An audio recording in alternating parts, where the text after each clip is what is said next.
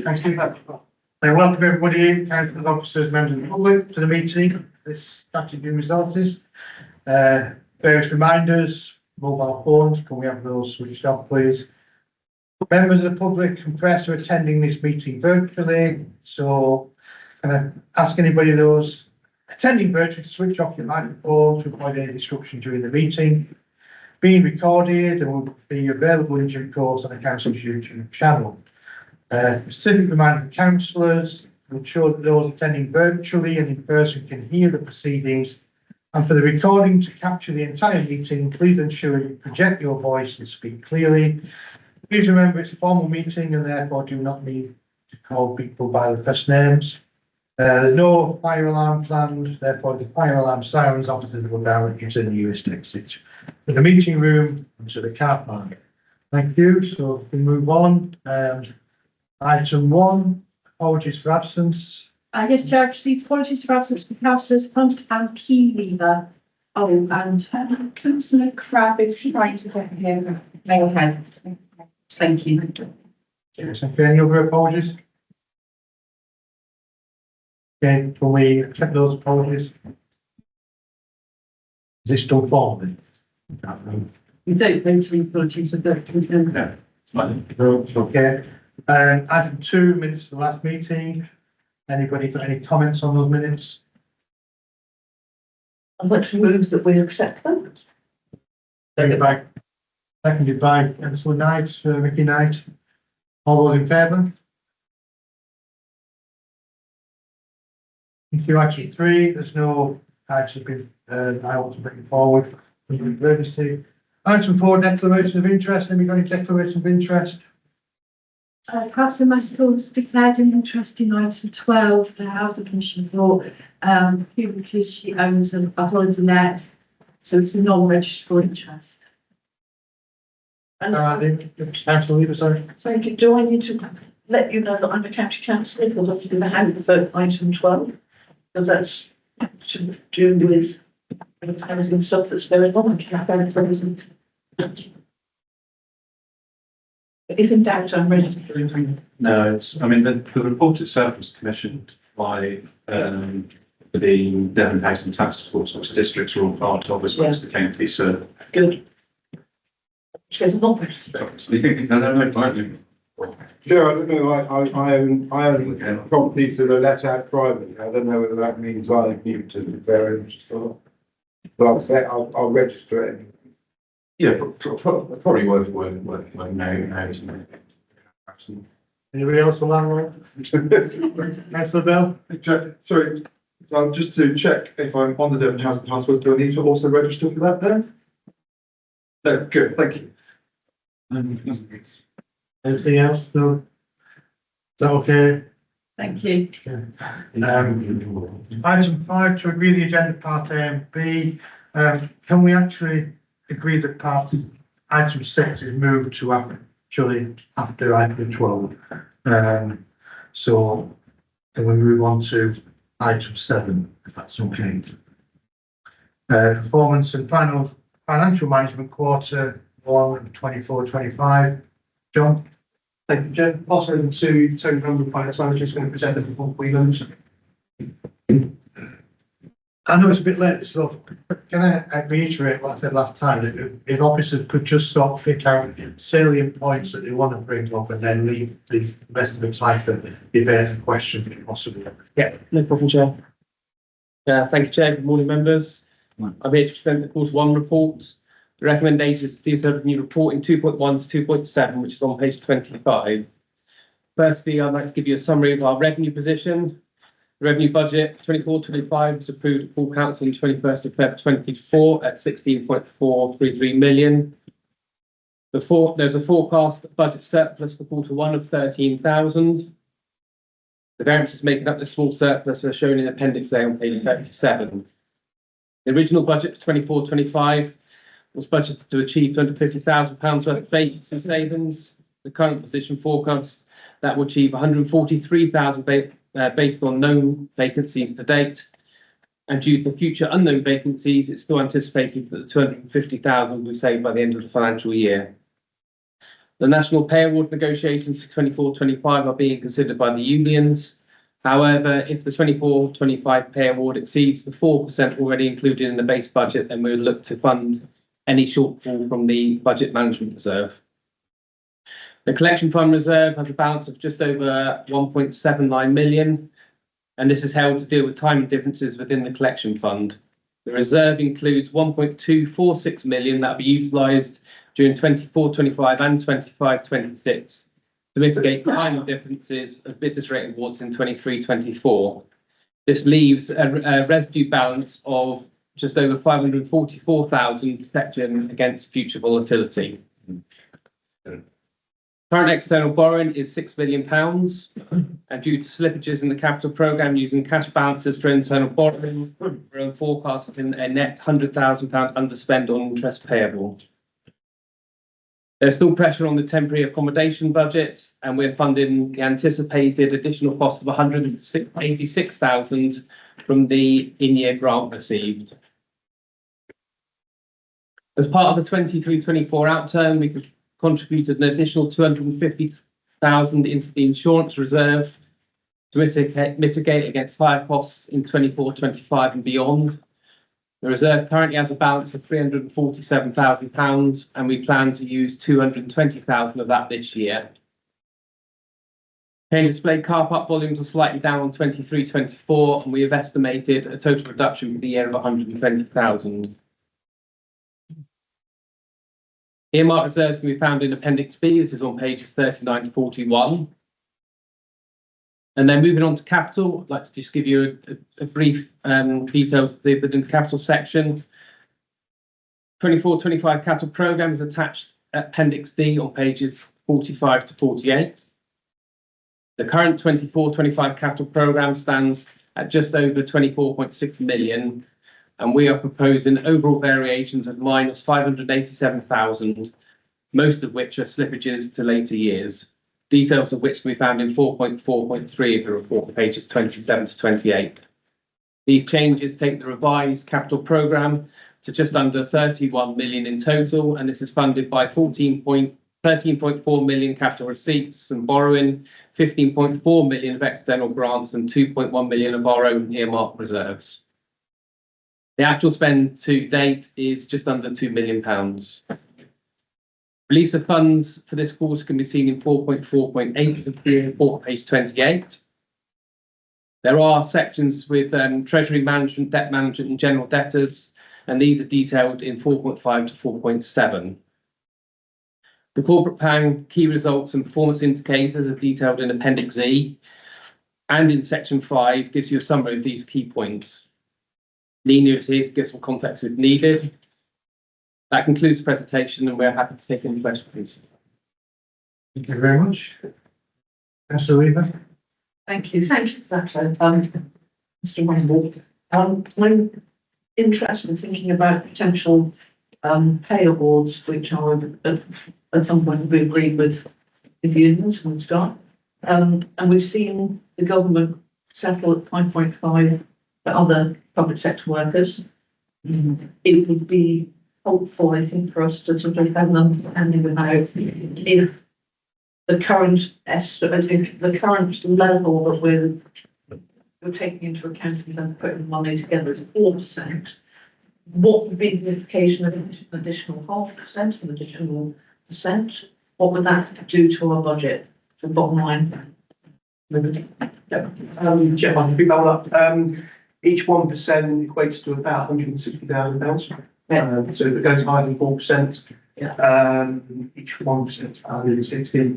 The current offer from the national employers, so it's not government locally, we don't offer our staff it's dealt with nationally. So national employers have made an offer of £1,290, which is a cash lump sum on each of the spinal column points up to a certain point. So that covers the majority of staff, except those that are senior officers. There's a separate pay offer deal that is dealt with separately to that.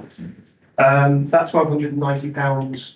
The majority of staff, a lot of staff who are on sort of 20,000, 25,000 a year, equates to about a 5 to 6% pay rise. So it's in line, in a sense, with what is being talked about nationally with other public sector bodies.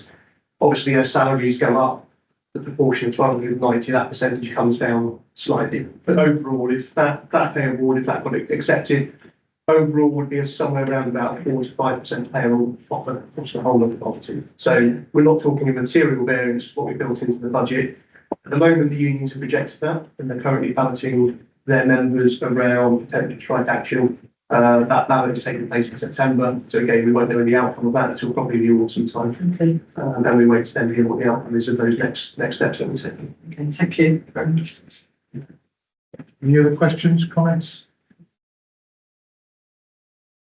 Can I just ask you one thing on page 33 under environmental enhancement? It says our recycling figures have increased. And we are checking those metrics to determine why this might be. I didn't realise that. And has there been any indication why that hasn't happened? And presumably this has a detrimental effect on our finances because we get money for recycling. I don't know how much, I don't know when. We do get, obviously the same with recyclable material income, and we get the recycling credits as well. When we were first looking at the recycling rates in Q1, it looked like they had come down. But then we realised there was some missing data for June that hadn't been included in that data. So the team, what normally happens is about a month's lag between the end of a quarter and then when obviously the data is formally announced. We were trying to get that data a little earlier because this report's coming in August meeting, whereas normally it would come to your September meeting. Some of the June's data hadn't been updated in the system, so we're just waiting to get that information out, and then we'll report the Q1 figure through to members. We anticipate those numbers being up where we were at Q1 last year, but we'll get those updated numbers and report those through to members. It will come as part of the Q2 report, but we'll make sure that's sent out by email to members once we've got that figure finalised. Right, thanks, John. Good. Well, Can I just add one thing, members? So this is the report that you receive each quarter. We've updated it slightly for this cycle because obviously normally the programme information that Ian and the team wanted to manage was contained in the appendix. We've included that as part of section 5 in the body of the report, so you've got those key headline sort of summary updates. Just wanted to sort of raise that with you as to whether you're happy with that format. Is there anything else you would like to see in the report that currently isn't contained, or whether there's any further information that you'd like to see on the reports and the programmes, or are you comfortable with what you've seen so far? So really it's just to open that up for members to give you any views, Chair. and personally, I think the reports as they are good, perhaps more depth than we actually need, but they are very thorough and well set out in all the councillors think. Are anybody got any comments on that? Chair, I just welcome having the priorities in there up front of the, every report. I think that is important. And I just wanted to mention, some of the stuff that's going on in my portfolio is quite chunky. I think, it's important that because a lot of it happens outside of the formal structure of the council, it's good that the reports keep everyone up to speed. So I think it works really well. Councillor Bell? Thank you. As to the the rough sleeper funding, do we have a estimate of when we will have an update on that, and we'll know whether that one is coming in or how it's coming in? Or future use, Yes, that's the one. Yeah. Normally it will form part of the sort of settlement information that comes out later in the financial year. So government talking about settlement in December time. Obviously we'll have the budget that will be announced in October. So between October and December will be when some of the announcements for next year's funding ongoing will be announced. So we're pushing obviously for early updates as soon as we get that one. Obviously we take that through to members. Do we expect any problems? Hopefully not. In terms of, government are talking about multi-year settlements from sort of 26, 27 onwards. At the moment, I'm expecting next year's settlement to be sort of a rollover of this year's finance settlement. And I would anticipate then that rough super funding and all of the homeless funding we get of a similar line moving forward into 25, 26. It's the 26, 27 big reader. I think it's where the uncertainty lies at the moment. Thank you. Okay, any other comments? Sorry, Councillor. I think it was refers to your comment. Thank you for bringing it up because in asking this question, it just illustrates my ignorance. So there you go. On page 33, with regard to that point, I have no idea what CKR 12B LPI 192 refers to, so I didn't check it out. I don't know how to. If I can take you to appendix 5, which starts on page 51. You move through to the environmental enhancement section, which is a little bit further on. Page number 14. Oh, my God, shout something. Page 74. Oh, great. Yes, page 74. That gives you the key performance indicator reference number. So where it talks about KR 12B LPI 192, that is in a sense the reference number of that key performance indicator. It used to be when we had best value performance indicators and local indicators, they used to be unique references. So we are just continuing those, we report them locally now. Thank you, Jeff. Okay, somebody, Councillor Milton? Just similar on that, I just looked at the sort of the last point on environment enhancement, update on biodiversity position. I think with the increasing demands and potential changes in planning expectation, is there going to be a cost to this authority of delivering either increased housing or different levels of housing alongside that increased expectation for biodiversity delivery? I don't know about whether it would be a cost on the council unless the council is the developer.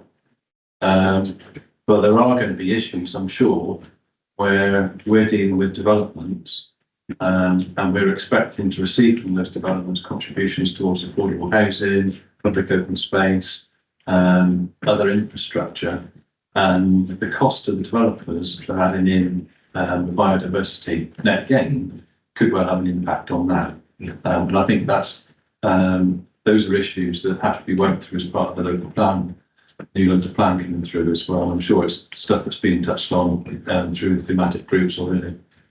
But yeah, it's you know, it's going to be an extra contribution in the mix.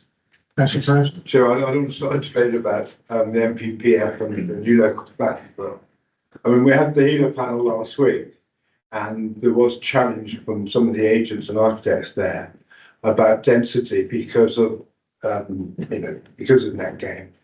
And looking at the figures that are now in the annex to the MPPF, we are talking about, you know, certainly double the amount of housing land that we've got at the moment, and per annum almost. So it's like, you know, we really are going to face some really difficult decisions.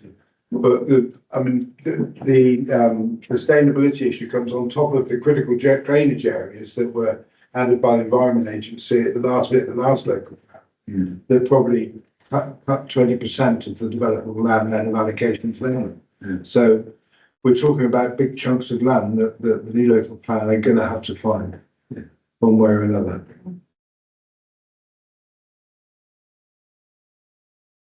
Yeah, thank you. Anybody prepared to move the recommendations? Councillor Farrell, seconded by Councillor Oscar. Thank you. Thank you very much. Action 8, how to close the floor pond. Morning,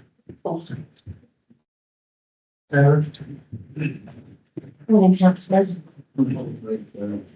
This is a report just to outline the household support fund. So we're in the 5th version. The first launched in October 2021, and since that time NDC have administered about £1.6 million to vulnerable households.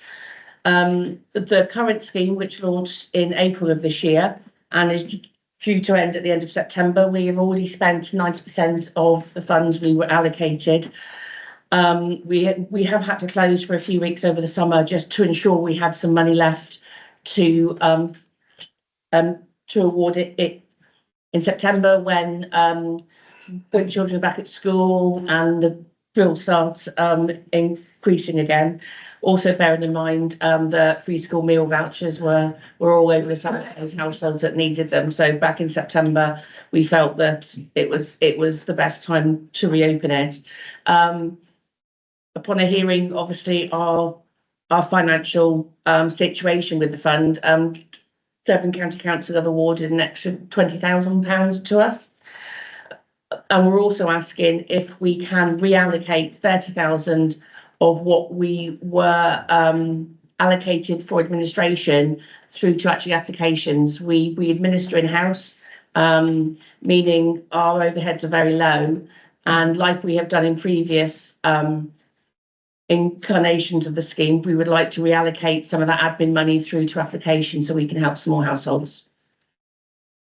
That's all. Thank you very much. Any comments, questions? Councillor Lever?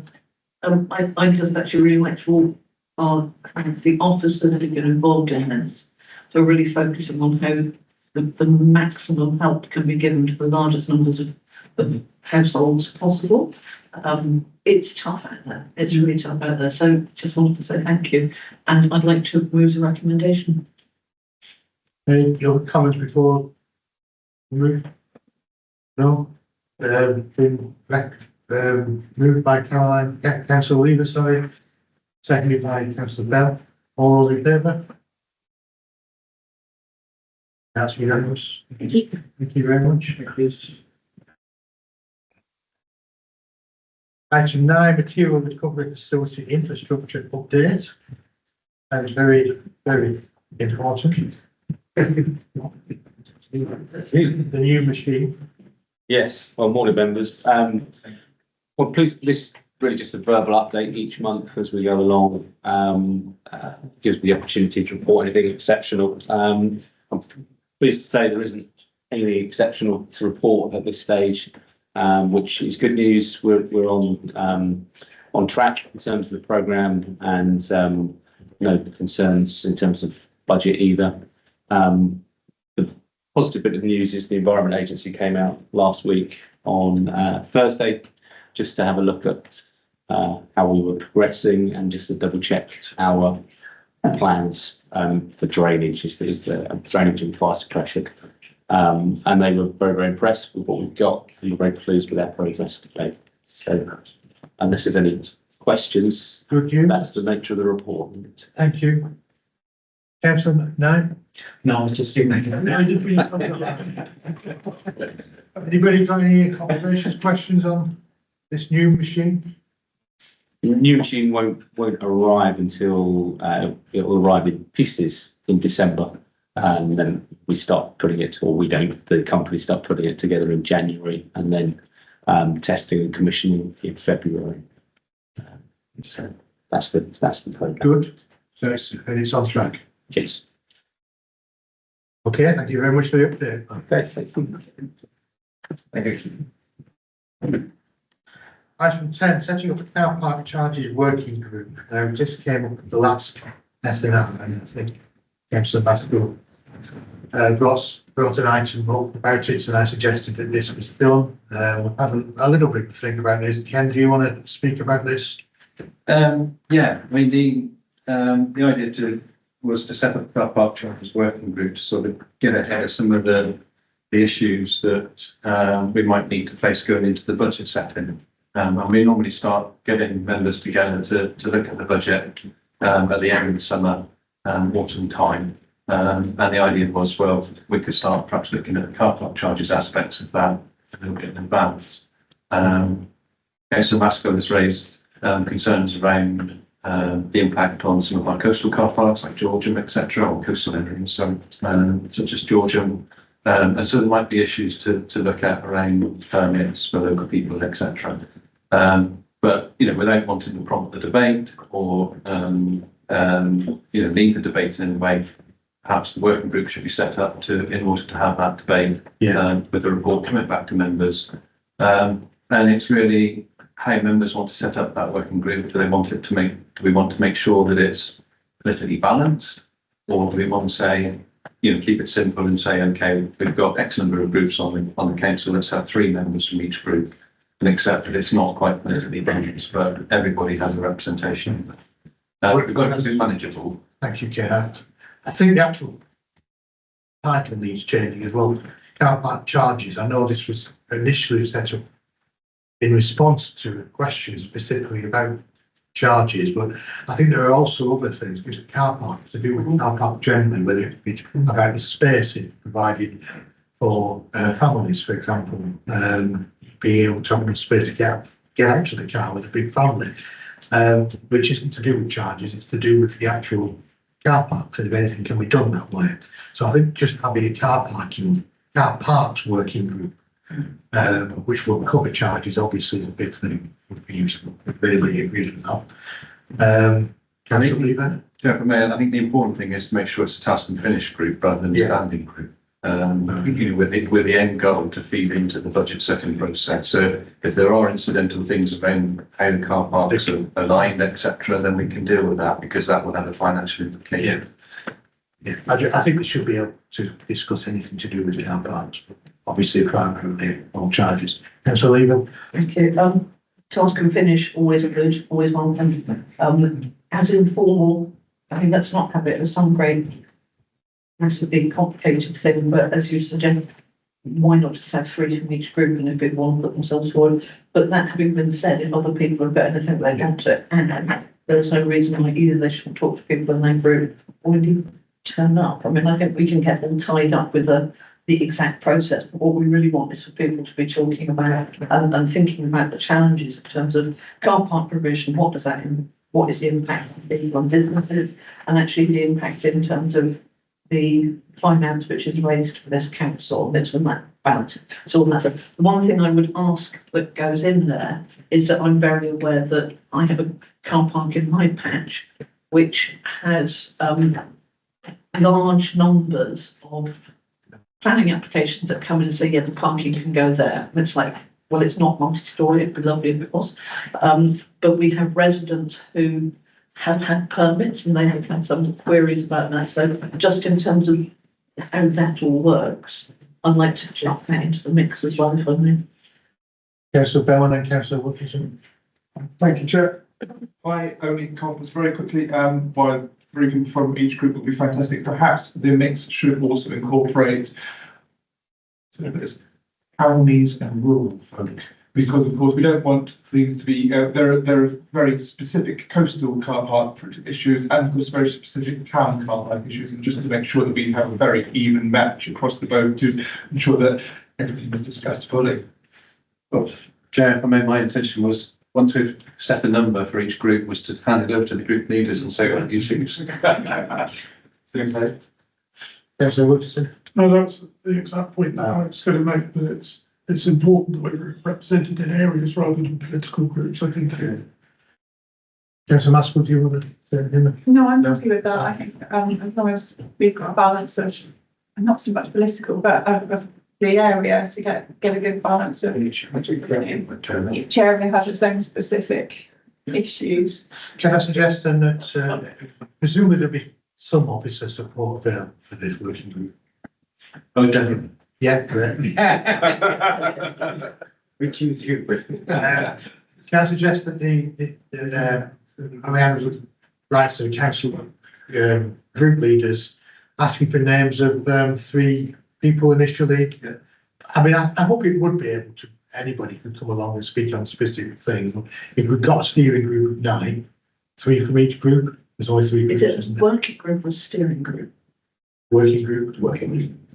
So is that okay with everybody? Is that all right with you? Councillor Price? Yeah, Chair, I think when it comes to Barton, there's lots of changes, physical changes going on at the moment, aren't there? So, I mean, to start off, it'd be really nice to have an overview of what is planned physically over the next couple of years first, so that people puts in context. Otherwise, we could be reacting to stuff that may be sorted out anyway. Yeah, and we can provide you with the data and everything. Yeah. And car park usage. So if we have a meeting of up to 9 councillors, and then they can discuss with them amongst themselves, hopefully Councillor Maxwell, you'll be doing some call on to that. Perhaps the chairman. I will try and go along as well and see what they come up with. And then perhaps, do we say every month up to a certain point? We can leave it to the working group to decide that. Do we need to say we need some kind of report done by to fit in with financial? I mean, with it being a task and finish group, we know when the budget needs to be presented to you. So that will set the finish date, if you like, for the working group. Which is when then? That's finance session's about sort of December time. You'll formally set the budget in February, so working back from February, we'll work obviously back. That in the sense the finish time will be sort of really Christmas, because that needs to feed me to get actually like we were saying. Fine, is that all right? Okay, any other comments on that? They also remember this background, obviously the last meeting you received the car parking strategy. Official. So I suppose that's a good first document to refresh yourself with. Obviously the car park strategy we approved at the last meeting sets out what our car parks currently do, how we operate and how we manage. In addition to that, there'll be more information as Councillor Crabs alluded to about what's being planned over the next year, 2 years, 5 years, etc. in terms of our car parking plans, what changes are afoot, because you need that as a part of the base later. Yeah, so it'd be useful perhaps set up an initial meeting in September. And in September, October, November, we can have 4 meetings. Yeah. Okay. Any other comments? Do we need to formalise that in any way, or? we just need to resolve to set up the working group with 3 members from each group, times of meetings, etc. to be arranged. Right, I'll propose that, seconded by Councillor Lever. Is that all right? Good, thank you very much. Okay, will you, all those in favour? Yeah, no, you better, I keep forgetting these rules. That's that all part of. Don't think you should be with the kids. a bit Trumpist. Item 11, housing update.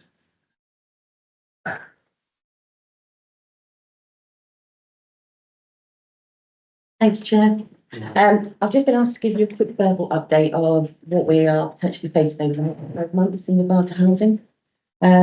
We've covered off the RSI funding, which is the rough sleeper initiative funding, and that we're still waiting to hear about that. Currently, we have 24 rough sleepers, and 4 of those currently do not have any local connection to North Devon, but because they are in the area, we are still working with them as well. The Freedom Centre is seeing an increase of people approaching them on a daily basis, so they're seeing up to 65 people a day going into the Freedom Centre. Not all of those are homeless, but it just identifies the need that is being created with the complexity out there. Then we go on to the general housing need at the moment. We are seeing an increase in single homelessness with priority need that are hitting our temporary accommodation. We currently have 75 units of temporary accommodation being used. 25 of those are for single homelessness. The priority need that we're seeing is those with physical or mental health issues that are creating them to have a priority need. So they'd be more vulnerable if they were street homeless than not. We've been looking into as why we are seeing this. We are seeing a change in social care where the threshold has increased significantly for those needing social care and getting into supported accommodation. So where they may not meet their threshold, what they are doing there is still hitting the priority need threshold in regard to housing. So then we have that duty to place into temporary accommodation. The issues with that is that we are still seeing people going into temporary accommodation that have needs. We see the elderly going in there that have day-to-day needs, such as dressing, feeding, toileting. We're being told they can live independently, but with floating support. But floating support is very few and far between because they don't have the staff to deliver that floating support. So we are seeing more and more people going in there that are extremely vulnerable going into temporary accommodation. What we're then seeing is that we don't have the accommodation then to move these people on into. So we're seeing a blockage in our temporary accommodation because of this. Reason for that is we're seeing a slight decrease in Devon Home Choice properties coming forward, and I'll give you some numbers in a moment on that. But we're also seeing this significant increase in rentals in the area compared to local housing allowance. So if you look at a shared house now, they're going between £550 and £650 a month for a shared house. Your local housing allowance for that would be £425. So if you're a single person on benefits, because you've got complexities, you're very unlikely to be able to afford that. And that's because we have been trying to move people on out into the private rented sector. We're seeing the same with 1, 2 bed and 3 bed properties.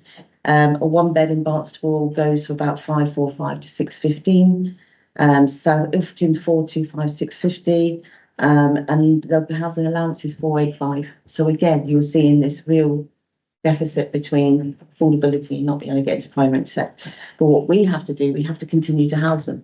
If we've accepted a duty to them, then we have to keep them in temporary accommodation until we have secured suitable long-term accommodation. In the private rented sector, that has to be for a 12-month tenancy, or it has to be a discharge under Part 7 into social housing. So as you can see, where we see those decrease, we see an increase in TA because we can't move people out into them. So the costings are higher. Then we go on to some changes that are coming in, again, that are going to affect single homelessness. So we've got a change in the 18+ contracts with Devon County Council. As of March 25, they will end direct funding to supported accommodation, and they will be cutting their budget by 2/3. So across Devon, the budget will be for 500,000, and that be between the 8 districts in Devon to bid to see how much they can get for that money. We're looking at how we can fairly change that, distribute that funding out to local authorities. We are looking as a group to say, do we look at it, how many people have approached that local authority as homeless? How many people have gone into relief prevention? When you look at that numbers, that goes in our favour because we are second in next in Cross Devon as amount of people that are approaching us as homeless. So you've got Exeter at 1,135, you've got North Devon at 985 approaches. And when you compare it to Torridge that are down to 486. So that way of funding it would work in our benefits. The only property we've got in North Devon at the moment that we would need to fund out of that money is the Maples. It's a 9-bed unit that's 24-hour support. And they have a single people in there that have drug or alcohol problems, mental health problems, and they do that support with them to help them then to move on.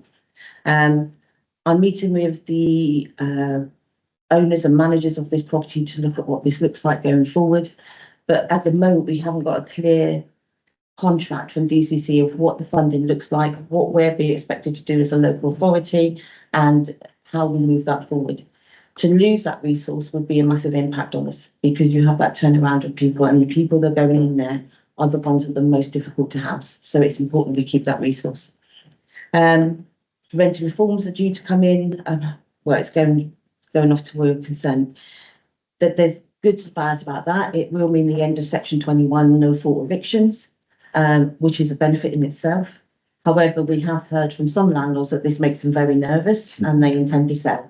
And we are seeing an increase now in the people that are approaching us with Section 21s currently are because the landlord has decided to sell their property. So we are going to see that might be an impact there. So there's goods and bads about that. As we'll talk about the debts that we're currently facing at the moment, we are seeing a lot more people in debt. And we are going to start seeing them coming through now where they've used up friends and family for help. They've used up their credit cards, they've used everything they can, and they can't afford to live. Now, these are the new cohort of homelessness. So these are people that are working, but in low income families. So if they were given a Section 21 to leave their property, very unlikely they're going to find affordable property of the size they need with the money that they have coming in. So that's one thing we're dealing with on a day-to-day basis now. So when we look at Devon Home Choice, we currently have 2,300 applications on Devon Home Choice. There's 4,800 properties with social landlords in the area, and we only get 250 vacancies per year going forward. So when you look at those numbers, only 11% of those on Devon Home Choice will get rehoused through Devon Home Choice. The numbers of the register requiring 1 bed is the highest. So 51% of those applications on Devon Home Choice are for 1 beds. And that's indicated because people can't afford 1 beds on single incomes. Yeah. We are working with our RPs into looking to remove the age restrictions on some of our 1-bed units. So currently you'll see on Devon Home Choice over 55s, over 65. Well, the cohort that we're working with now are under that age. We're looking at 40, 45s. So what we are doing is working with our RPs to look at groups and look at properties that we can restrict, take away those age restrictions and do it on the person and the people in that units, so we can start mixing them up a bit. Then we look at refugee resettlement. So we are going to start seeing, as others have, a disruption in the market where we are seeing the likes of Clear Springs, Mears, looking to take on HIMO style accommodation and paying higher rents. So where you might have a HIMO accommodation with what's shared room at 450, because they are needing those accommodations, they're paying higher and higher rent, which is putting now the people out that they can't afford it then. Clear Springs is employed by the Home Office to secure accommodation for refugees, for those that don't have legal rights at this time, while they go through the process.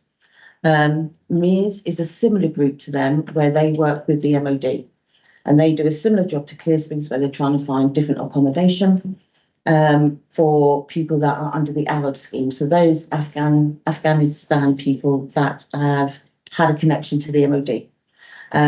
Currently, there is 2,800 still in transitional accommodation that are under the Arab scheme, either in Pakistan or in England, that they are looking to then try to find HIMO style accommodation for them, or one-bed flats or family accommodation is also. We've also seen a couple of approaches from landlords who are telling us the NHS are approaching them directly for HIMO style accommodation as well, for their staff that are coming from overseas to use that accommodation. We are now being advised that we are seeing an increase in care leaver demands, and this is down to the single under 18 males, females that are coming across without a family. And they're now under the care of Devon County Council. When they turn 18, they become a care leaver.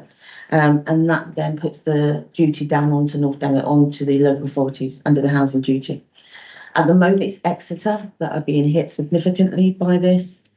Because they've got the universities, they've got the colleges, and they've got the accommodation for that. But Exeter have said to us at some point they're going to say to all local authorities help, because we haven't got the accommodation for these people. We've also then found out, as it's been noted, that we are going to see early prison releases. Again, this is going to hit the single homelessness that we're seeing the increases in. This has meant that the government has announced emergency measures to deal with overcrowding in prisons, and this includes early release of prisoners once they have served 40% of their sentence. We expect to see the first releases in September. We will be affected by that in the sense that we've got extra prison nearby us, and they are basically told to go and approach a local authority. This does exclude though prisoners with violent offences, domestic abuse, etc., and they won't be included in the early release programme. So that's the sort of a quick rundown of issues over housing. Well, thank you very much. That's very thorough, but quite depressing at the same time, I think. I think housing, I'm sure Council will agree with me, is going to be the biggest hot potato over there. Yeah. What you've just read out there, I think what all council would find useful to have. It's a fact sheet. As fact sheets, just so that they are fully aware of just how overwhelming this problem is going to become, and already is. It's just so they've got the facts there at hand when people start quizzing, and they will start quizzing soon. Yeah. With all of the complicated factors coming into the equation, shall we say. Charitable leaver. Thank you. I want to thank you for that report. It's just a verbal report, and I just wanted to put a request in with this kind of report, which is, and as Councillor Clayton identifies, it is a massively important issue for us. Can we not have verbal reports and stuff like this? Could we have this as a written report so that we've got something to refer to? Yeah, we would ordinarily, but we wanted you guys to have the most up-to-date information. What are the changes that Sarah's just been talking about have been happening in the last few weeks? Yeah. So the idea was to bring it to you. Yes, we can provide a summary of what Sarah's set out after the event. Yeah. I think to all council as well, not just SNR, but I think it's useful to be able to reach out. And I suppose my further request is that, you know, this is going to impact every single aspect of everything, both the finance and everything. And we, all of us, will have had people approaching us. I had one on Friday approaching me about some stuff about this. Can I make a request for this to be something which we talk about at our full council meeting, the next full council meeting, so that we actually, as a council, we all of us are able to make sure that we know about it and we understand what particular difficulties are. I presume at the next full council, I don't know how the agenda report will come up. Sorry? The Housing Commission report. Yeah. So anything can be discussed to do with that there. Yeah, I can't see why not. Councillor Prowse, I think, and then Councillor Knights.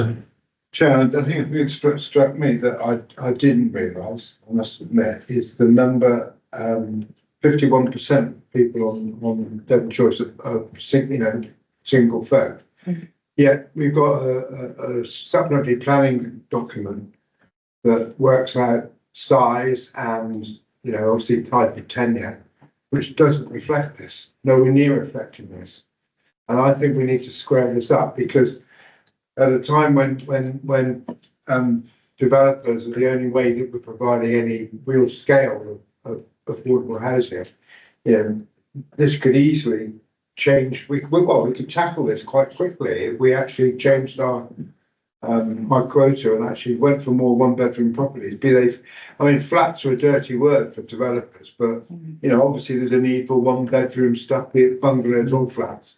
Yet we don't seem to be negotiating with developers, in my experience, at all, and that with that in mind. And anecdotally, I know of lots of people in my patch, single people. I didn't realise it was quite. I must admit, it's quite a shock to me. And if we're talking about well over 1,000 people that are in real need of single folk, we ought to be.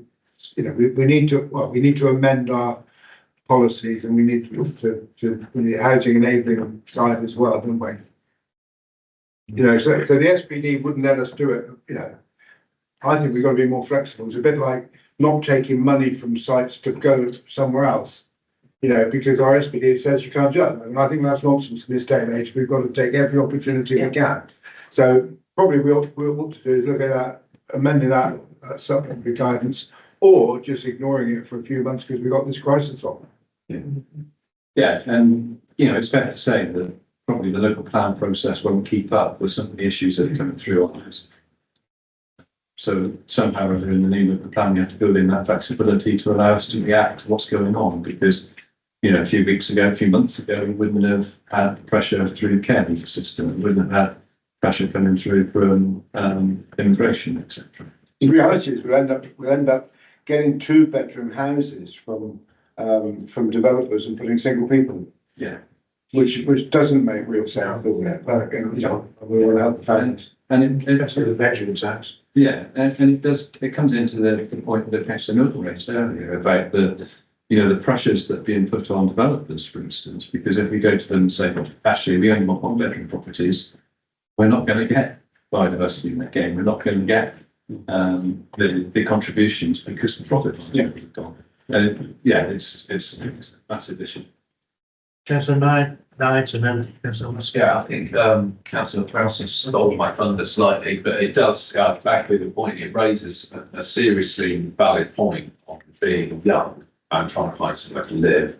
I did see an article, just to digress, I think it was Cornwall Council who delivered some modular housing on a site, which the cost benefit of having something for those single people that they need to go somewhere, and it doesn't fit on a development where they want to deliver 2 bedrooms. There's got to be something in between that we can help those younger people. And I think, I don't think I'm going to be able to find where that was in Cornwall, but certainly there was, I believe it was Cornwall Council, and they were looking seriously at creating a company that delivered modular housing.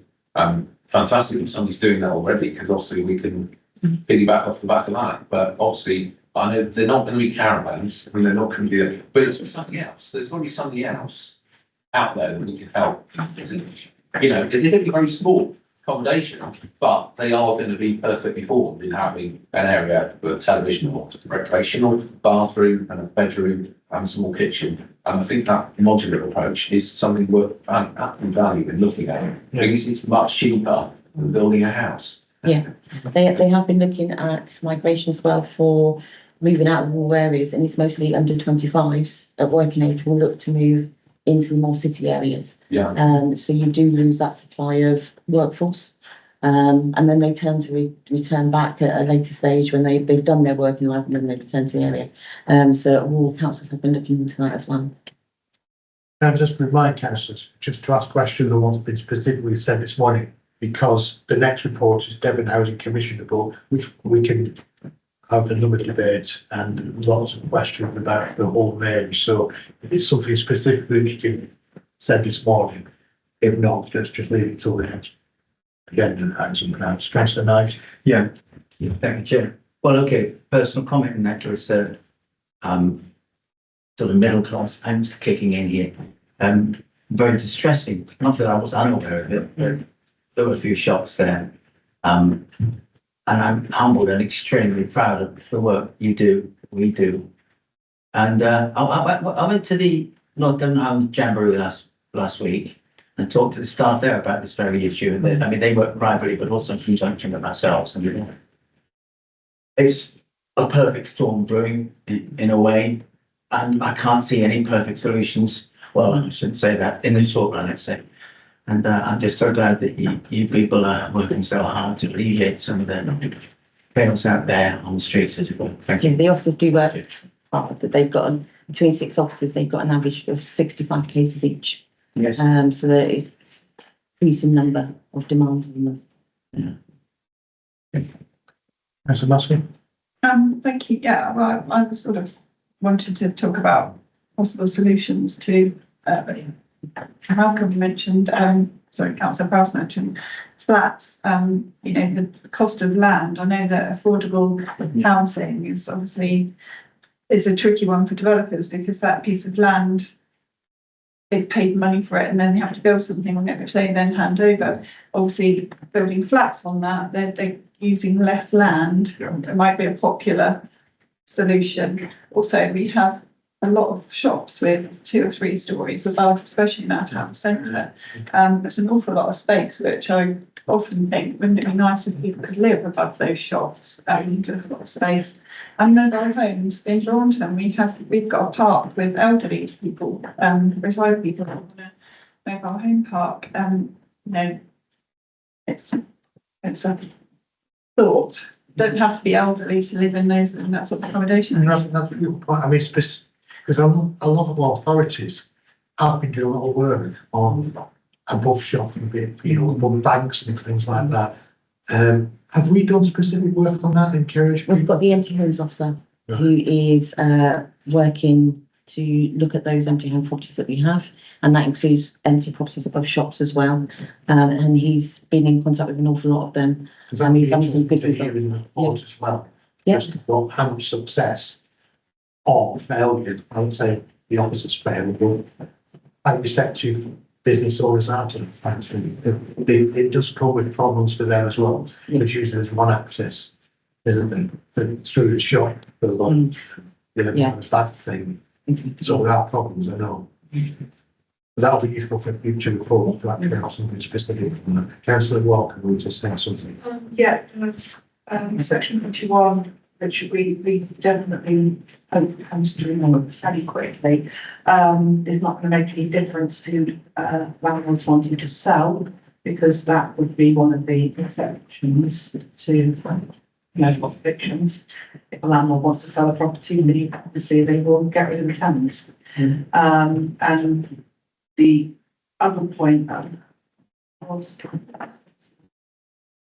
so yeah, that's the only thing I just wanted to point out, was that although we welcome the end of Section 21, it's not going to end no evictions if the landlord wants to sell.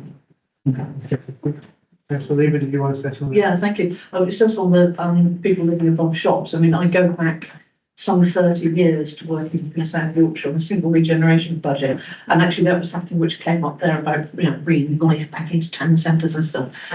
Fabulous, fantastic when it works. It is incredibly difficult. Incredibly difficult. There's lots of stuff to do with who owns the leaseholders, says all sorts of problems. So once it sounds like something which is a really attractive, this is what we can do. In practice, it's often very, very difficult. And that there are maybe some of the other options that have been mentioned that will result in more housing. But it's worth exploring it. It is very difficult. Councillor Bell? No, it was following one actually. I don't think it's relevant. I was just going to mention the amount of graveyard sites in the past that simply aren't being developed at the moment because of flood risks. We need to do that by diversion. So Okay, thank you very much. Thank you. Might be in danger now of meeting ourselves a bit, which I should expect. The very good Devon Housing Commission. Yeah, thank you, Chair. And this report followed Sarah's update so that you could sort of hear from the horse's mouth what's happening up ground zero, if you like, in terms of housing. And then look at the report that's been produced by the Housing Commission. And hopefully my covering report, I think Councillor Bell wants to talk to it in a second, provides the background to how it's set up, what they've done. But it's a collective will really of all the local authorities in Devon, including Torbank, to try and resolve some of the housing difficulties that are being experienced right across the county. And so the Housing Commission was set up, it's chaired by Lord Best, very experienced housing practitioner, and the report was published a couple of weeks ago. I'm happy to hand over to Councillor Bell if you want to outline. Yes, sure.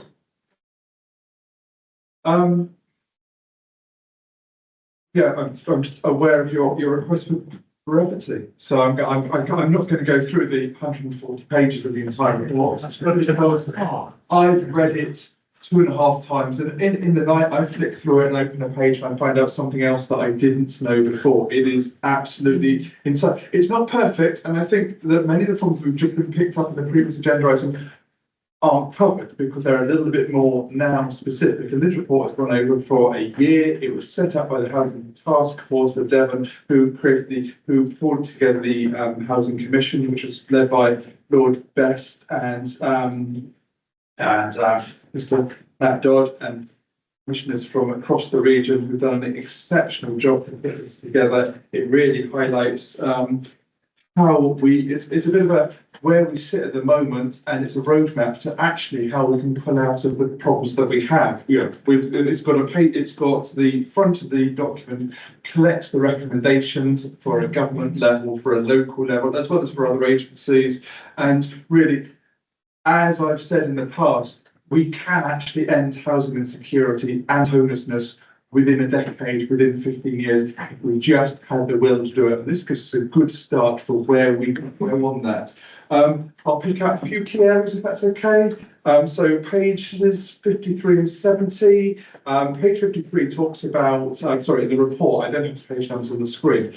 Mine is looking really fancy now. But it talks about the specific problems in Ilfracombe and how they, as well as the rental issues that come about in Ilfracombe, and the fact that it acts as a sink for local people looking for low cost accommodation, where affordable accommodation where they can afford to live, but because of the difficulties with transport links and the difficulties with industry in that area, it simply saps their money, and the low quality housing that you see in parts of Ilfracombe and across North Devon really make a big issue there. I would also bring to attention pages 75 to 78.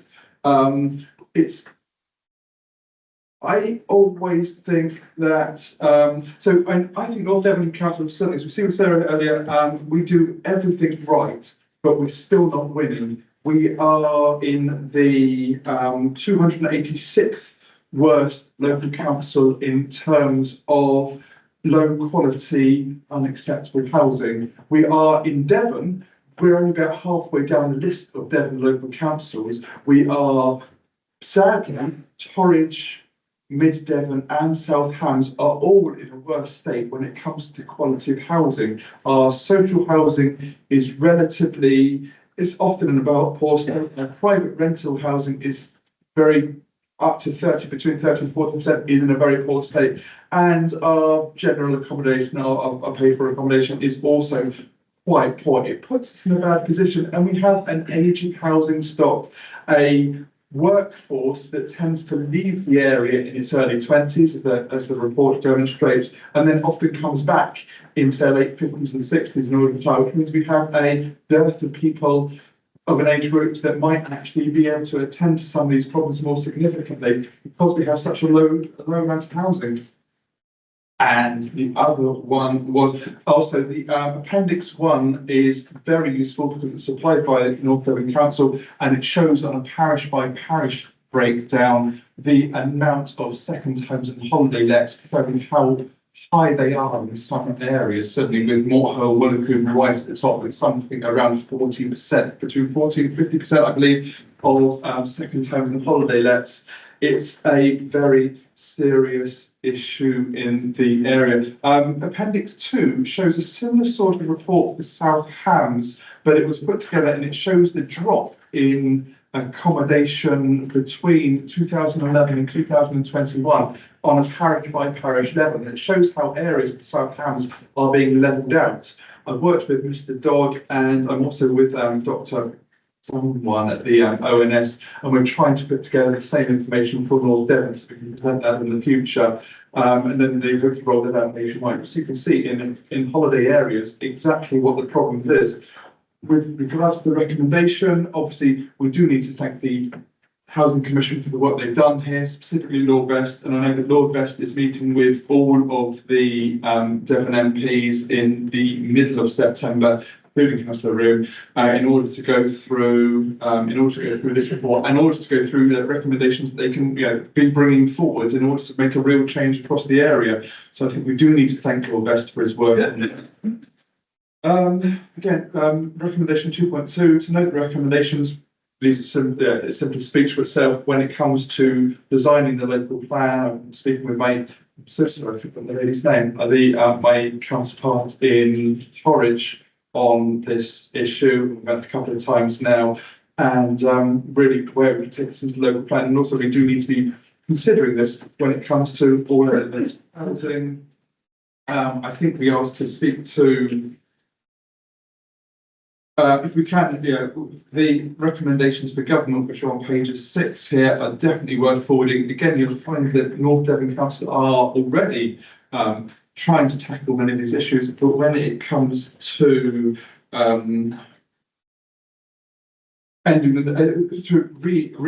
ensuring that the Section 21 no fault evictions, as proposed by Prime Minister May, are actually put through when it comes to doubling the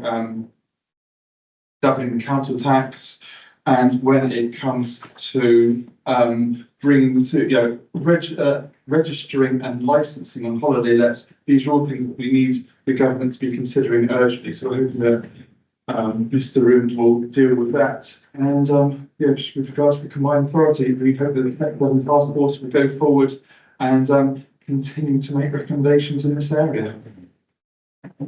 Yeah, thank you, Councillor Bell. Councillor Lee, do you want to say something?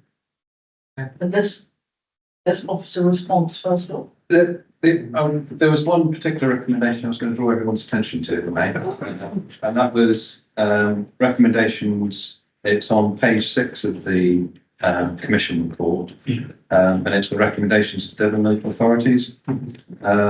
And it's in the sort of second column, if you like, on that page, about halfway down. It says the Commission recommends that Devon County Council utilise a significant portion of receipts from second homes council tax and help meet the county's house to grow.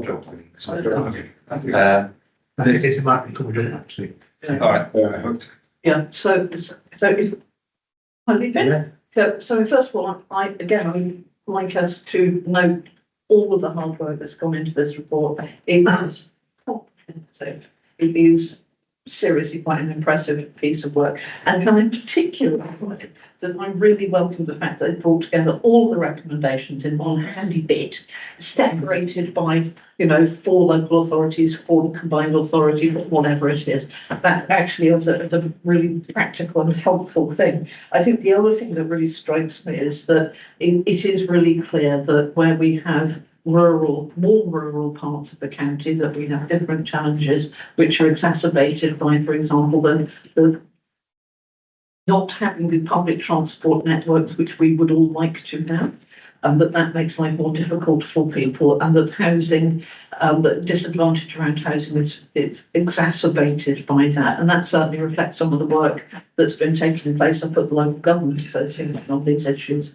I think the other thing I would particularly like to point out and note is that I'm glad that Ilfracombe gets a special mention, and particularly some of the issues which certainly Councillor Room, before he was ennobled or elected further up, talked about in terms of the difference of life expectancy of some parts of Ilfracombe, which is 10 years less than some more wealthy parts. That's absolutely shocking, and that housing is at the basis of all of that. So if I go back so I've got to leap between pages now a little bit. Oh my God, there's so many pages. I actually wanted to, sorry, I'm lost as to where I am on this report.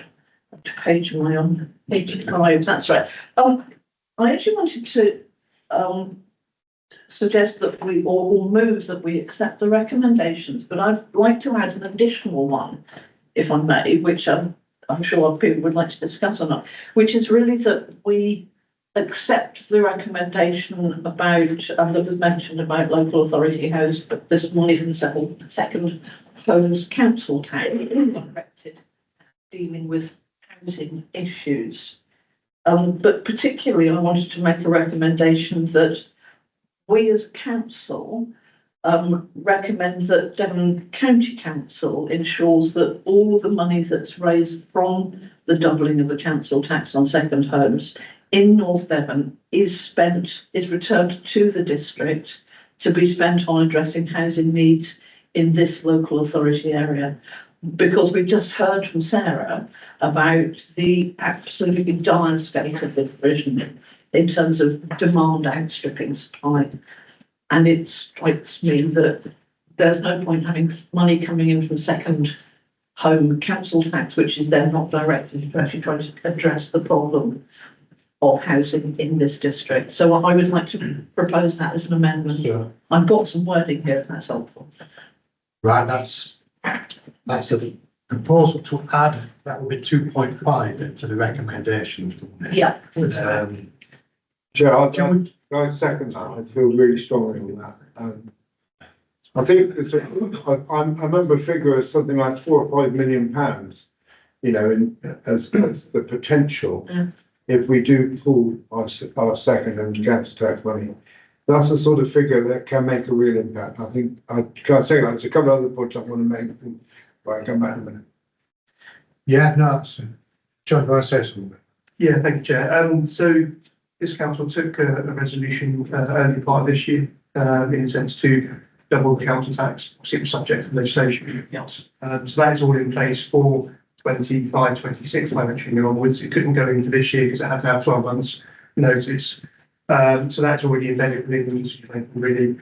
And as part of that decision, we also recommended that the portion related to this council was earmarked for housing, just like other district councils were as part of their resolutions. Obviously, the challenge is Devon County Council get the largest portion of the cake. They get about 75% of that share. Obviously, we can't enforce that comes back to this authority, but obviously we can make representations that we would obviously like that to be used for housing and infrastructure set out in the Commission's report, that it would be for that council to obviously make that decision. We have no powers or legislation that allow that tax to be ring-fenced for North Devon.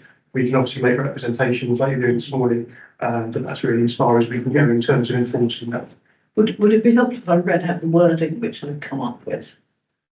Let's see whether Ken wants to just come in first. Go on, Ken, you want. So,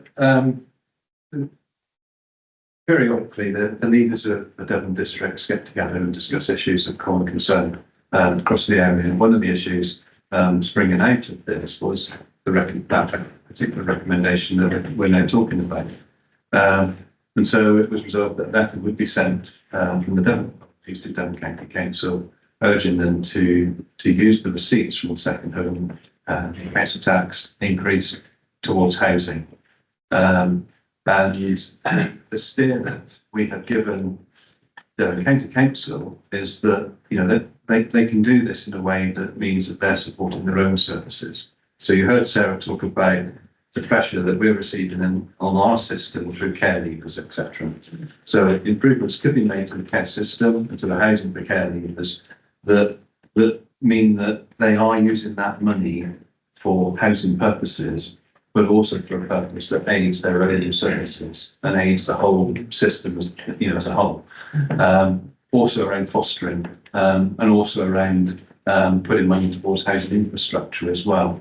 So that money across the county would be a significant chunk of money that we could use collectively to try and resolve some of these housing issues. I totally appreciate the the wish to try and get that money earmarked for North Devon, but of course some of the pressures on our system are county-wide, not just within North Devon. So the care leaver system, for instance, is operated on a county-wide basis. So providing accommodation just for care leavers in North Devon, for instance, won't help the system overall. It might just add another pressure elsewhere. So looking at it across the county, I think collectively, that money can be used or could be used really, really well to try and resolve some of these housing issues. And that's pretty much what the letter is setting out. At the end of the day, it's going to be a political issue and a financial issue for the county council to decide. But the reason the consent letter was to say, actually, you can focus it on your own services, and in doing so, help the housing system as a whole. May I come back? Yeah. Okay. I think for me, what is really important is that money, the way in which that money is spent, is reflective of the needs in terms of housing, and whatever particular various way of spending happens, that's what it is directed to. Because I think we have a shared understanding that without dealing with the housing crisis, and it is a crisis, and we keep hearing that how difficult it is, if it's not going to be going into housing, that is seriously concerning. And in terms of the need that we've got here, I mean, I'd like to make an argument that because our housing needs here are considerably greater than perhaps other places in the county, that we should have some of the money from elsewhere. But I can imagine that would fall on deaf ears. So I mean, what I want to try to do is that we as a council add weight to what has been happening. I'm guessing, are you talking about Team Devon perhaps, or is it some other gathering of council leaders? Okay, so number of these little groupings of the same thing. And shouldn't underplay his own position here. I thought he was going to start a revolution. I think so. So what I want to propose is something that further adds weight to that letter, and actually really highlights that we in North Devon think money should be spent on housing related stuff, and whether that's infrastructure or whatever it is, but it's about trying to deal with the housing need without being prescriptive about how that should be spent. But actually, if that money is raised here in North Devon, and here we have particularly difficult housing needs issues, then I would want that money to be spent here, not in Kings Kerswell. I mean, I don't want to pick on Kings Kerswell, but if the need is here, that the money needs to be spent here and it needs to be spent on housing. So I want to strengthen our collective North Devon Council position on that. Yeah, just come back on that very briefly. Fully accept that and fully understand it and agree with it. The only point I'd make is that by saying it has to be spent in North Devon, it might mean that we miss opportunities. So, for instance, care leavers. Yeah. So if the money is spent, for the sake of argument, developing a care leaver facility in Torridge, for instance, that may relieve pressure on our system. So if it's housing need in North Devon. Yeah, exactly. So if it's to address the housing need in North Devon, then that's not. Yeah. Do you want to? Can you read out what I'm proposing? Can you just start it out in a minute? A couple of Kevin White will just say something up, and then we'll come back to vote on that. Yeah, so Sorry. That's all right. brilliant document, and well done to everyone that's worked really hard on this. There was a couple of things I picked up, and I've forgotten where I've written them. There's a section, something that struck me in the past is frustration in my ward is we have a lot of development that goes on. Enormous great homes get passed, which are not going to be affordable for anyone. And yet a lot of local people who put in planning applications are struggling to get their applications through. And there's a section on page 40 about rural exception sites and recommending that, to say, where possible, to take a flexible approach that recognises the real value of additional homes for those needing and wanting to live in a village for reasons of family or employment. And I'm really glad to see that in there, and it would be quite nice to see that reflected in some of the decisions that I've seen lately that have been made about applications in my area, where, just for example, a school teacher in Georgia was unable to get a planning application even looked at on a piece of land that her family have owned for generations, and she can't afford to live and work in the village where she grew up, which really upset me when I see massive, great big houses being passed. And it would just be nice to sort of take that approach a bit more for local people. I know it is happening, but it is a source of frustration. And the community land trusts, I know it's really difficult. It seems to be a really difficult process. I know they're working really hard, and there are one or two who've had successes now, but I know Thornton Community Land Trusts are tearing their hair out over things. Do we, as an authority, obviously we do help them, but how much help do they get from us on accessing these pieces of land that they've identified?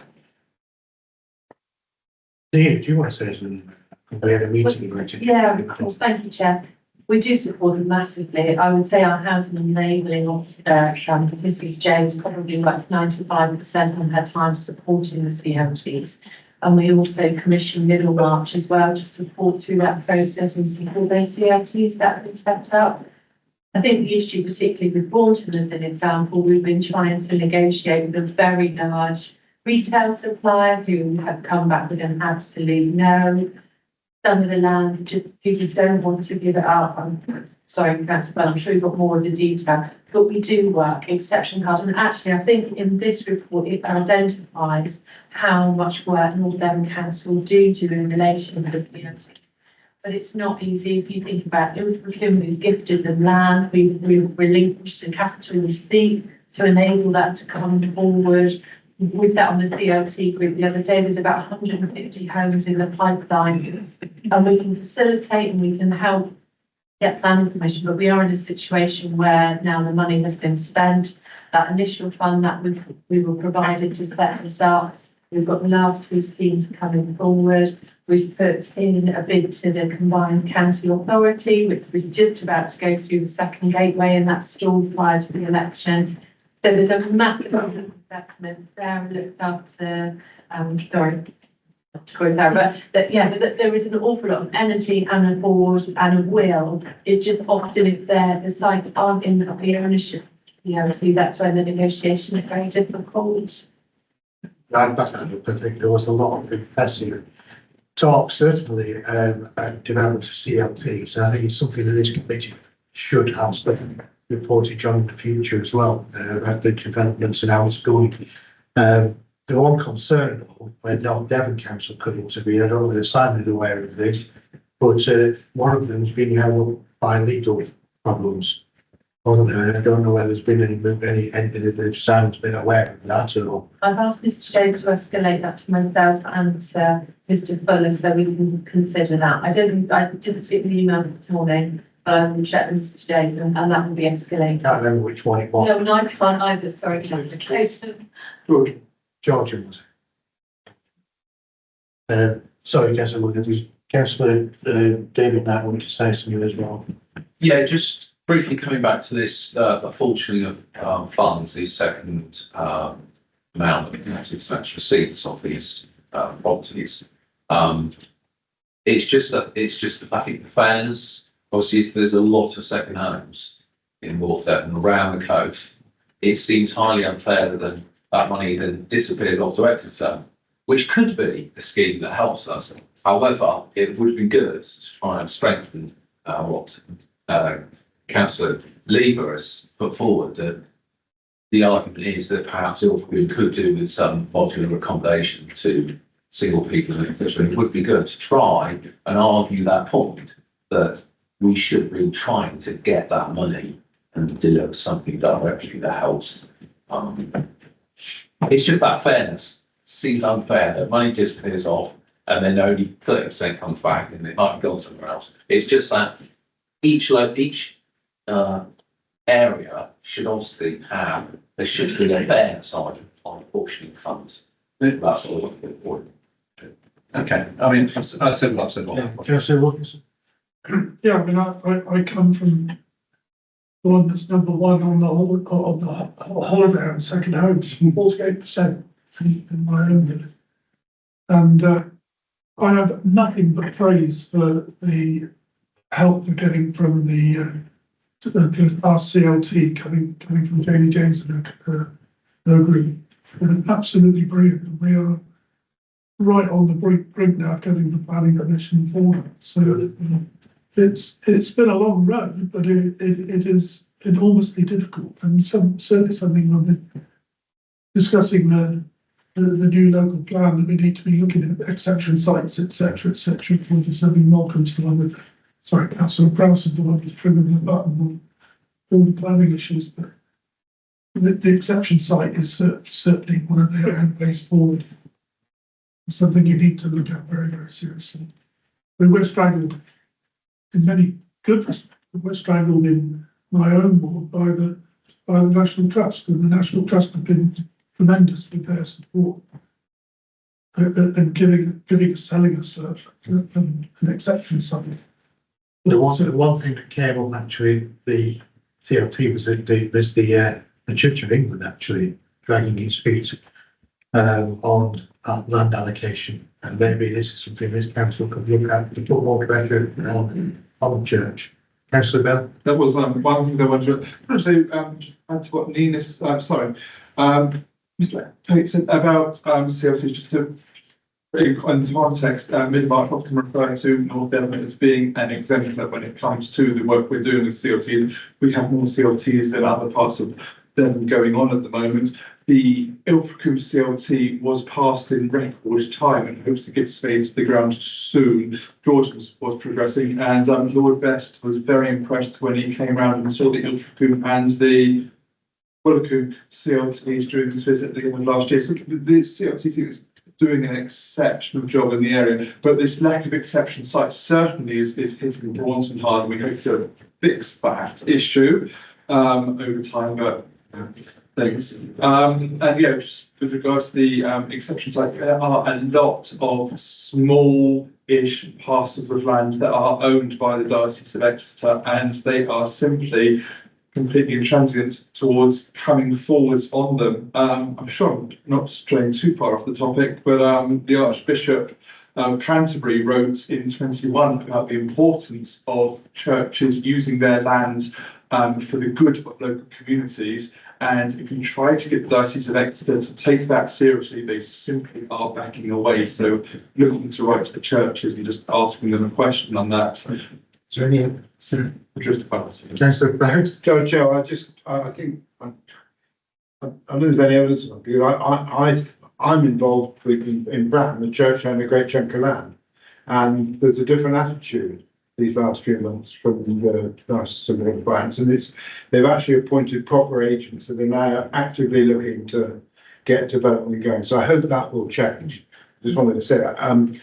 Picking up the point about exception sites, we got it wrong in the local plan. It wasn't actually, when I say we got it wrong, it wasn't actually our fault. It was a sort of clash between the inspector at the inquiry and trying to fit in with national planning guidance. And in the end, it doesn't work.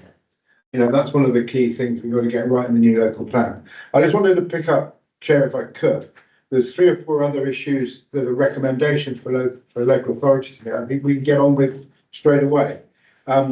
The first one is it talks here about the viability, disparities in the viability exercise between authorities. Well, I'm surprised at that because the National Planning Framework and the new amended one has got the same clauses in it with a process about how you work out what the residual land value should be in that fund. So I don't understand how. I don't think that's something we need to worry about. I understand that we actually do use the proper criteria from the NPPF. The other one we don't pick up on is the 10% for older folk, because that's true. It's older people living in houses they don't really want to be in is another big problem for us. But that is again, it's an impact on land take because they tend to want bungalows. So some of the densities that we're talking about are sort of 30 to 60 per hectare in the local plan may be difficult to achieve if we meet that. But I just think we want to pick up on that 10% and get working on it straight away when we're looking at sites. So that and the viability issue. And the third one that I think is important, and it is about, and I'm pleased to hear about the National Trust being more helpful than, because I tried over the years many times to get a site from the Arlington estate to come forward for a small local meeting without any success. It was fine locally and regionally until it got up to the national situation and then it got through back. But I will try again. But the one I want to mention is about the national parks, because in here there's a recommendation about the national parks letting go their grip. And it's not, they do for CLTs and exception sites, but they don't for the ordinary new application for somebody living locally there. It's the hardest thing in the world to convince the Exmoor National Park to allow one house for one local person whose granny is buried in the churchyard next door. So I think there's three things there that we could take on straight away. But the viability argument, I don't think it's a problem, but we ought to be doing the 10%. We are going to do things like the DM23, which is our bane in the local plan. And thirdly, can we get on and meet the national parks? But I don't know if you need a resolution to do those, or they could just be minuted, so we pick them up somewhere else. I think probably the best approach, because as officers we're still going through this report anyway and seeing what the recommendations are. One of the recommendations is to note the recommendations in the report and consider these when discussing and formalising our own housing strategy, the same to apply to the local plan updates. But it may well be useful in a couple of months of bringing the report back, just detailing where we are with each of these recommendations, because some of them we've already done. It talks about finder and temporary accommodation, as you know, we've done that.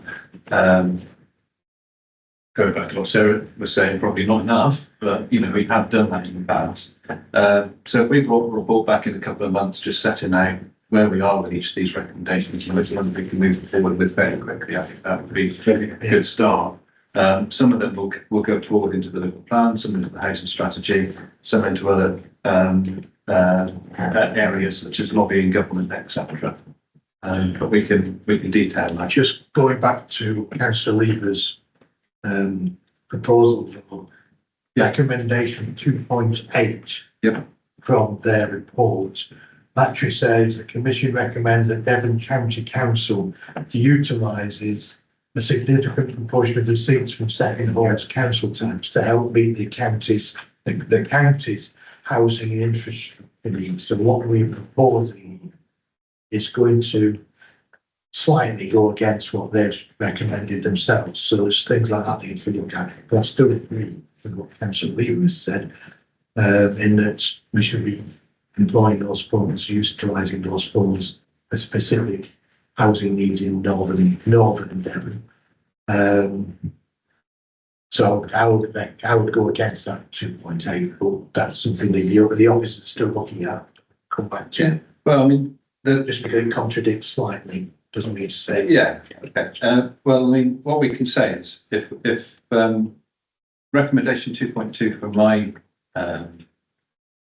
report is to note those recommendations. If you want an additional recommendation, that the Commission's recommendation 2.8 refers specifically to addressing the local housing needs in North Devon, then that's fine. I mean, we can make those representations to the County Council ourselves outside of the report. Councillor Bell? Just to councillor Lever's comment, if that's okay. Because while Devon County Council do take on a lot of the receipts from council tax, it might be worth also approaching the police with a Devon and Cornwall Police with a mind saying, what will you be doing with this small windfall that you'll be receiving? Which will be, I think, from North Devon in the region of 40 to 50,000 pounds. Not insignificant. Sorry, that's my vague packet calculation.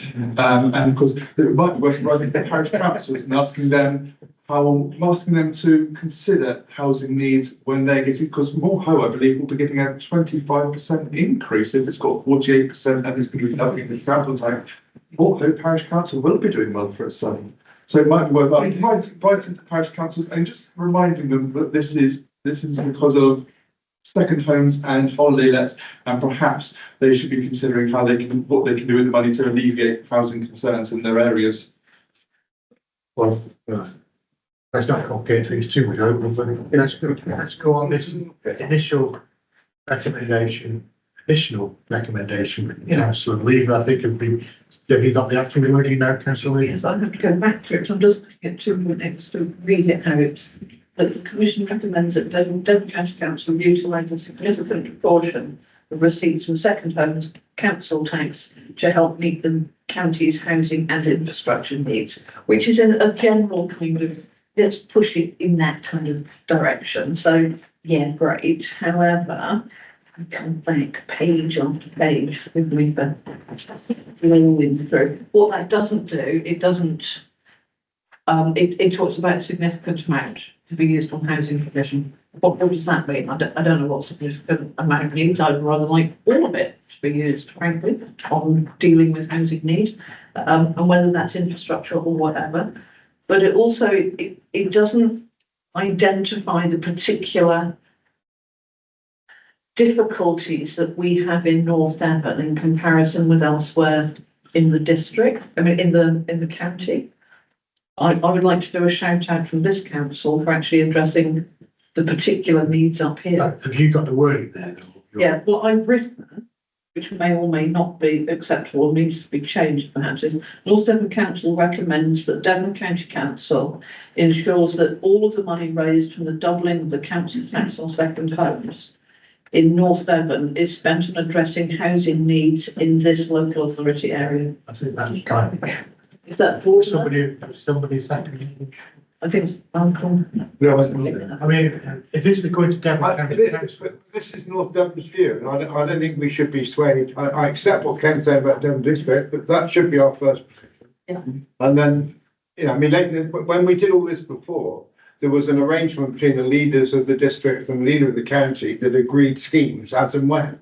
So, there's plenty of precedent for this sort of thing happening. Yeah. Shall I reread it for anybody? Just reread it, Yeah, so North Devon Council recommends that Devon County Council ensures that all of the money raised from the doubling of the council tax on second homes in North Devon is spent on addressing housing needs in this local authority area. That's very broad brush, isn't it? Yeah. I mean, the principle, just, we want the money back. Yes. It's from housing to be spent on housing in the area it's raised. Yeah. I was quite like sort of. Is anybody else? Yes. Do we have a seconder for that? Yes, I suppose. Yeah. All those in favour? That's unanimous. that all of the recommendations with That recommendation. Can we now vote on? That's like an additional recommendation to those. The initial report, I think, I won't say bland, but I don't think there's anything there's going to object to. Can we take those as a job lot then and go over the recommendations of this report? Yeah. All those in favour? Recommended, who's proposing that? Councillor Maskell, seconded by Councillor Lever, unanimous.